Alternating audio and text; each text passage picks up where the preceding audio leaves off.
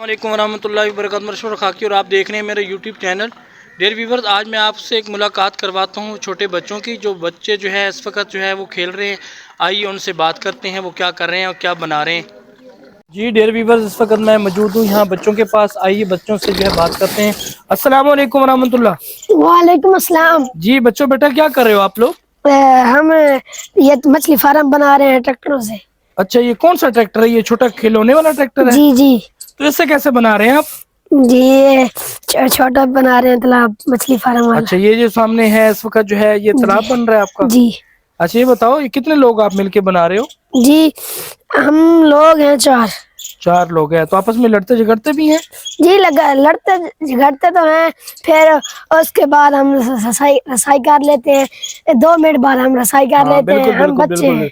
जी बिल्कुल, बच्चों का ऐसे ही होता है कि बच्चों की जो लड़ाई होती है ना वो बिल्कुल जो है 2 मिनट की होती है, क्योंकि बच्चे होते हैं और बच्चे जो है वो दुश्मनियां जो है नहीं पालते। जी बड़े लोग जो होते हैं वो तो सालों साल जो है दुश्मनियां पालते हैं। बच्चों की जो है लड़ाई तो वो वाकई अच्छी लड़ाई होती है। लड़ना जरूर है लेकिन बच्चों की तरह लड़ना चाहिए, ठीक है? जी और सुनाए, ये मछली फार्म बना के फिर इसके अंदर मछलियां भी डालेंगे आप लोग?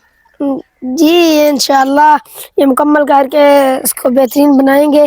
जी जी। और इसमें मछलियाँ छोड़ेंगे। मछलियाँ और सी होंगी, ये मछलियाँ असल नहीं होंगी। अच्छा चलें, ठीक है, शुक्रिया, जज़ाकुमुल्लाह खैरा। डियर व्यूअर्स, ये देखें बच्चे जो है यहाँ पे माशाल्लाह उन्होंने जो है ये मछली फार्म जो है मुकम्मल कर लिया है।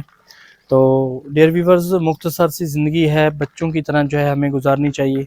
जैसे बच्चे आपस में लड़ते हैं झगड़ते हैं और थोड़ी देर के बाद जो है वो आपस में जो है रसाई कर लेते हैं। दोस्त जो है आपस में गले मिल रहे होते हैं। ऐसे जो है ज़िंदगी को अच्छा गुजारना चाहिए, क्योंकि ये दुनिया फ़ानी है और क़यामत के दिन सबसे पहले जो है नमाज के बारे में पूछा जाएगा और दूसरी रिवायत में जो है वो इखलाक के बारे में है।